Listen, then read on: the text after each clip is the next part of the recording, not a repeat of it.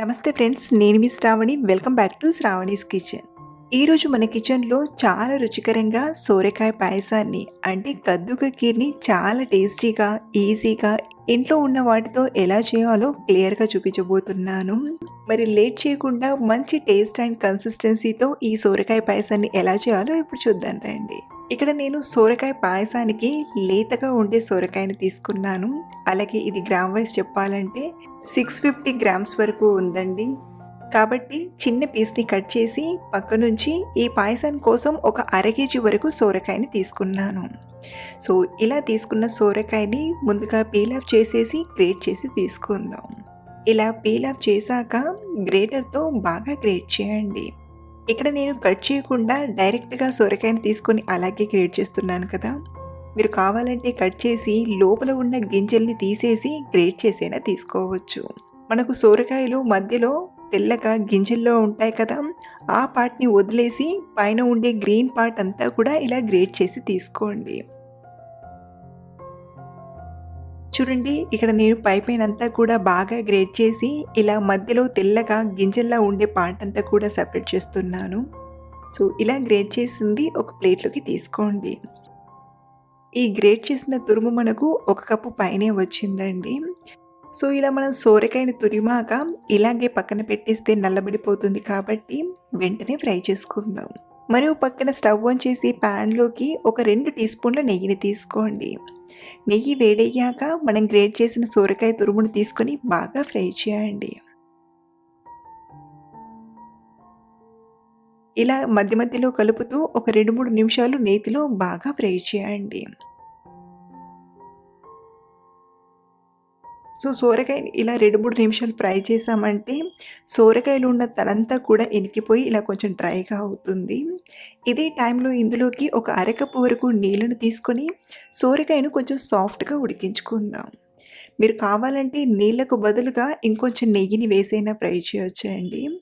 లేదా ఇలా వాటర్ని తీసుకొని మధ్య మధ్యలో కలుపుతూ సోరకాయని బాగా ఉడికించండి. ఈ సోరకాయ తురుము ఉడికి ఈ వాటర్ అంతా ఇనికిపోయేలోగా మనం పాలను తీసుకొని వేడి చేసుకుందాం. ఒక కడాయిలోకి 1 లీటర్ వరకు పాలను తీసుకోండి. ఇక్కడ నేను 2 అర లీటర్ పాల ప్యాకెట్లను తీసుకుంటున్నాను. మీరు కావాలంటే ఈ పాయసం కోసం గేదె పాలనైనా, ఆవు పాలనైనా లేదా క్రీమ్ పాలనైనా వాడచ్చు. ఇక్కడ నేనైతే నార్మల్ పాలను తీసుకున్నానండి. సో ఇలా తీసుకున్న పాలను స్టవ్ ఆన్ చేసి స్టవ్ పైన పెట్టి బాగా వేడి చేయండి. ఈ పాలను ఒక పక్కన వేడి చేస్తూనే మరో పక్కన సోరకాయ తురుముడు మధ్య మధ్యలో కలుపుతూ నీళ్ళన్నీ ఇనికిపోయి దగ్గర పడేంత వరకు ఉడికించండి. సోరకాయ తురుములో ఉన్న నీళ్ళన్నీ కూడా ఇనికిపోయి కొంచెం సాఫ్ట్గా అయ్యి ఇలా దగ్గర పడింది కదా. ఇప్పుడు ఇదే టైంలో స్టవ్ ఆఫ్ చేసేసి ఈ సోరకాయ తురుమును రెడీగా పక్కనుంచండి. మరో పక్కన పాలు కూడా వేడవడం స్టార్ట్ అయ్యాయి. ఇలా పాలు మరగడం స్టార్ట్ అయ్యాక ఒక 2-3 నిమిషాలు పాలను బాగా మరిగించండి. మనం ఈ పాయసంలో పాల పొడి వేయట్లేదు కాబట్టి పాలను కాస్త మరిగించాక చేస్తే పాయసం రుచి అనేది చాలా బాగుంటుంది. కాబట్టి ఇలా పాలను ఒక 3-4 నిమిషాలు బాగా మరిగించాక ఇప్పుడు ఇందులోకి మనం ఫ్రై చేసిన సోరకాయ తురుమును తీసుకుందాం. ఇలా సోరకాయ తురుమును మొత్తం తీసుకొని ఒకసారి బాగా కలపండి. ఇలా కలిపాక ఇక్కడ నేను ఇందులోకి ఒక 1/2 కప్పు సగ్గుబియ్యం తీసుకుంటున్నాను. ఒక 1/2 కప్పు సగ్గుబియ్యంలో కొంచెం గోరువెచ్చని నీళ్ళని తీసుకొని ఒక 20 నిమిషాలు నానబెట్టాను. మీరు కావాలంటే ఇలా సగ్గుబియ్యం వేసైనా చేయొచ్చు, లేదా ఈ సగ్గుబియ్యానికి బదులుగా ఒక 1/2 కప్పు సేమియాను నేతిలో ఫ్రై చేసైనా తీసుకోవచ్చు, లేదా వీటిని స్కిప్ చేసైనా చేయొచ్చు. సో ఇలా సగ్గుబియ్యాన్ని కూడా తీసుకొని ఒకసారి బాగా కలిపి పాయసాన్ని ఒక 3-4 నిమిషాలు మంటను మీడియం ఫ్లేమ్లో పెట్టి బాగా మరగబెట్టాలి. ఇలా మరిగిస్తున్నప్పుడు పాలపైన అలాగే చుట్టూ పేరుకునే అట్టును పాలల్లోకి కలుపుతూ బాగా ఉడికించండి. సో పాయసం ఉడికేలోగా మరో పక్కన చిన్న మిక్సీ గిన్నెలోకి 6-7 చొప్పున బాదం, జీడిపప్పు పలుకుల్ని తీసుకోండి. అలాగే ఇందులోనే మంచి టేస్ట్ కోసం ఒక 2-3 యాలకులను కూడా తీసుకొని బాగా గ్రైండ్ చేయండి. చూడండి, ఇలా మెత్తని పొడిలా గ్రైండ్ చేయాలి. పాయసంలో మనం ఈ పొడి వేయడం వలన కోవా, కండెన్స్డ్ మిల్క్ ఏమీ లేకుండా పాయసం మంచి క్రీమీ కన్సిస్టెన్సీతో చాలా టేస్టీగా ఉంటుందండి. మీరు కావాలంటే ఈ పొడికి బదులుగా పచ్చి కోవాని, అలాగే కండెన్స్డ్ మిల్క్ వేసైనా చేసుకోవచ్చు. వాటికి బదులుగా పాయసం మంచి టేస్టీగా రావాలంటే ఇలా కొంచెం బాదం, జీడిపప్పుని గ్రైండ్ చేసి తీసుకున్నా చాలా బావుంటుంది. సో, ఇలా గ్రైండ్ చేసిన పొడిని రెడీగా పక్కనుంచి 4, 5 నిమిషాల తర్వాత పాయసాన్ని ఒకసారి బాగా కలపండి. పాయసంలో వేసిన సగ్గుబియ్యం 70% వరకు ఉడికిందండి. ఇప్పుడు ఇందులోకి మనం గ్రైండ్ చేసిన కాజు, బాదం పొడిని తీసుకుందాం.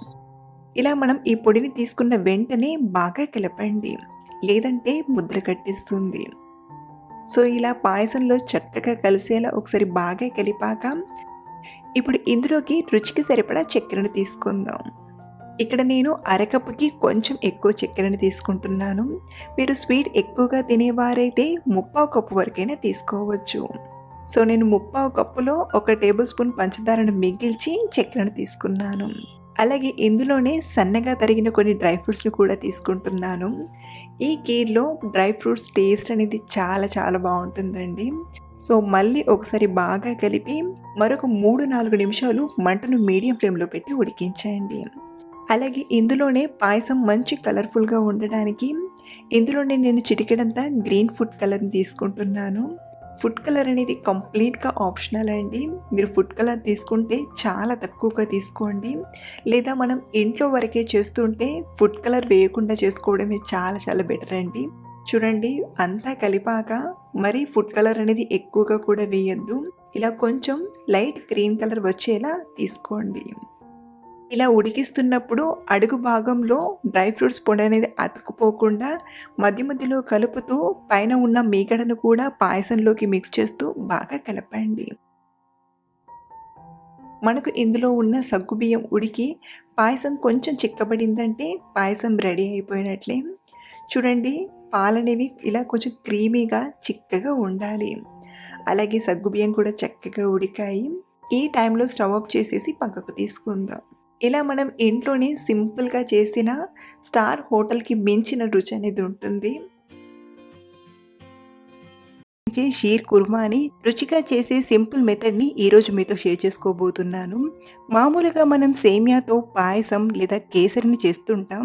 కానీ ఈ సన్నటి సేవైతో చేసే షీర్ కుర్మా చాలా చాలా బావుంటుంది. తప్పకుండా నేను చెప్పే ఈ ప్రాసెస్‌తో ఓసారి ఇలా పాయసం చేసి చూడండి, చాలా బావుంటుంది. మరి లేట్ చేయకుండా ఈ స్వీట్ పాయసం చేసే ఆ సింపుల్ మెథడ్ ఏంటో ఇప్పుడు చూసేద్దాం. ఇక్కడ నేను ఈ స్వీట్ చేయడానికి నా దగ్గర ఉండే కొన్ని డ్రై ఫ్రూట్స్‌ని ఇలా నానబెట్టి తీసుకున్నాను. ముందుగా డ్రై ఫ్రూట్స్ వచ్చేసి పిస్తా పప్పు, వాటర్ మిలన్ సీడ్స్, జీడిపప్పు, బాదం పప్పు, 1 టేబుల్ స్పూన్ వరకు కిస్మిస్‌లు, 4 ఎండు ఖర్జూరాలను నానబెట్టాక ఇలా అవుతాయి. ఎండు ఖర్జూరాలంటే తెలియని వారి కోసం చూడండి, ఇలా ఉంటాయి. ఇవి నానిన తర్వాత చూడటానికి ఇలా ఉంటాయి. అలాగే ఇక్కడ నేను 12, 15 చొప్పున పిస్తా పప్పు, బాదం పప్పు, జీడిపప్పులను తీసుకున్నాను. 1 టేబుల్ స్పూన్ చొప్పున వాటర్ మిలన్ సీడ్స్‌ని అలాగే కిస్మిస్‌లను తీసుకున్నాను. వీటిని నేను 4, 5 గంటలు బాగా నానబెట్టాను. మీకు టైం ఉంటే వీటిని రాత్రికే నానబెట్టి మనం ఉదయాన్నే ఈ షీర్ కుర్మాను ప్రిపేర్ చేసుకోవచ్చు. అలాగే ఇలా నానబెట్టిన పిస్తా, బాదంపై ఉన్న పొట్టును తీసేసి సన్నగా తరిగి తీసుకోండి. ఇలా అన్నీ కట్ చేసి తీసుకున్నాక ఇప్పుడు మరో పక్కన స్టవ్ ఆన్ చేసి ప్యాన్‌లోకి 1/2 లీటర్ పాలను తీసుకొని బాగా వేడి చేయాలి. ఇక్కడ నేను పాలల్లో వాటర్ వేయకుండా బాయిల్ చేస్తున్నాను. నిజానికి ఈ పాలు ఎంత మరిగితే పాయసం అనేది అంత రుచిగా ఉంటుంది. ఈ పాలు వేడయ్యేలోపు మరో పక్కన ఇక్కడ నేను పావు కప్పు అంటే సుమారు ఒక 50 గ్రామ్స్ వరకు సన్నటి సేమియాను తీసుకున్నాను. ఇలా తీసుకున్న సేమియాను మీరు కావాలంటే చిన్న చిన్న ముక్కలుగా అయినా చేయొచ్చు. లేదా సేమియా అనేది కొంచెం పొడు ఎక్కువగా ఉండాలంటే ఇలా కొంచెం పెద్దగా అయినా తీసుకోవచ్చు. చూడండి, మరో పక్కన కూడా పాలు వేడవ్వడం స్టార్ట్ అయ్యాయి. ఇప్పుడు ఈ పాలను మనం 8-10 నిమిషాలు లో ఫ్లేమ్‌లో బాగా మరగబెట్టండి. ఈ పాలు మరిగేలోపు మనం మిగతా ప్రాసెస్‌ని చూద్దాం. ఇప్పుడు వేరొక ప్యాన్‌లోకి 2 టేబుల్ స్పూన్ల నెయ్యిని తీసుకొని, నెయ్యి బాగా వేడయ్యాక ఇప్పుడు ఇందులోకి మనం కట్ చేసిన బాదం, పిస్తా, కాజు, వాటర్ మిలన్ సీడ్స్ అలాగే ఖర్జూర ముక్కలు కూడా తీసుకొని బాగా ఫ్రై చేయండి. అలాగే ఇందులోనే కిస్మిస్‌లను కూడా తీసుకొని ఇలా కలుపుతూ బాగా ఫ్రై చేయండి. మంటను మీడియం ఫ్లేమ్‌లో పెట్టి ఫ్రై చేయండి. ఇవి మనం నానబెట్టాం కాబట్టి చక్కగా ఫ్రై చేయాలి. ఇలా ఒక 2, 3 నిమిషాలు ఫ్రై చేశామంటే కాస్త కలర్ మారి బాగా ఫ్రై అయినట్లే. ఇప్పుడు వీటిని ఒక ప్లేట్‌లోకి తీసుకొని పక్కన పెట్టండి. మళ్ళీ ఇదే ప్యాన్‌లోకి కొంచెం అంటే ఒక అర టీ స్పూన్ నెయ్యిని తీసుకొని మనం సేమియాను ఫ్రై చేసుకుందాం. ఇక్కడ నేను సేమియాను కొంచెం పెద్ద సైజులో తీసుకున్నాను కాబట్టి, ఫ్రై చేసేటప్పుడు కొంచెం కష్టంగా అనిపిస్తుంది. మీరు కావాలంటే సేమియాను మనకు నార్మల్ సేమియా ఎలా అయితే ఉంటుందో అలా అయినా చుంచి తీసుకోవచ్చు. మొత్తానికి మనకు ఈ సేమియా అనేది లైట్ గోల్డెన్ కలర్‌కు వచ్చేంత వరకు ఇలా కలుపుతూ ఇలా బాగా ఫ్రై చేయండి. ఇవి బాగా ఫ్రై అయ్యాక స్టవ్ ఆఫ్ చేసేసి రెడీగా పక్కన పెట్టండి. మరో పక్కన చూడండి పాలు కూడా బాగా మరిగాయి. ఇప్పుడు ఇందులోకి మనం ఫ్రై చేసిన డ్రై ఫ్రూట్స్‌ని అలాగే ఫ్రై చేసిన సన్నటి సేమియాను కూడా తీసుకొని బాగా కలపండి. ఇప్పుడు ఈ పాయసాన్ని అంటే ఇలా సేమియా తీసుకున్నాక ఈ పాయసాన్ని మనం 5, 6 నిమిషాలు మీడియం ఫ్లేమ్‌లో ఫ్రై చేశామంటే సేమియా అనేది బాగా ఉడుకుతుంది. 6 నిమిషాల తర్వాత చూడండి సేమియా అనేది సాఫ్ట్ అయిపోయింది. ఇప్పుడు ఇదే టైంలో ఇందులోకి మనం 4 టేబుల్ స్పూన్ల పంచదారను తీసుకోండి. ఇన్ కేస్ మీకు పాయసం కొంచెం స్వీట్ ఎక్కువగా ఉండాలంటే 5 లేదా 6 టేబుల్ స్పూన్ల వరకైనా తీసుకోవచ్చు. ఇక్కడ నేనైతే పాయసం స్వీట్ అనేది మామూలుగా ఉండడానికి 4 టేబుల్ స్పూన్లు తీసుకుంటున్నాను. ఇలా షుగర్‌ని తీసుకున్నాక మరో 4, 5 నిమిషాలు మీడియం ఫ్లేమ్‌లో పాయసాన్ని మరగబెట్టామంటే మనకు పాయసం అనేది పర్ఫెక్ట్‌గా తయారైపోతుంది. చూడండి పాయసం అనేది మరీ పల్చగా కాకుండా, మరీ చిక్కగా కాకుండా పర్ఫెక్ట్‌గా వచ్చింది కదా! చివరిగా కొంచెం యాలకుల పొడిని వేసి బాగా కలిపి స్టవ్ ఆఫ్ చేయడమే. సూపర్ టేస్టీగా ఉండే ఈ షీర్ కుర్మా పాయసాన్ని మీరు కూడా తప్పకుండా ట్రై చేయండి. చాలా చాలా బావుంటుంది. సో ఫ్రెండ్స్ ఇంట్లోనే హైదరాబాదీ స్టైల్‌లోలా షీర్ కుర్మా చేయాలంటే ఓసారి ఇలా ట్రై చేసి చూడండి. ఇంట్లో వాళ్ళు 100% లైక్ చేస్తారు. Thank you for watching.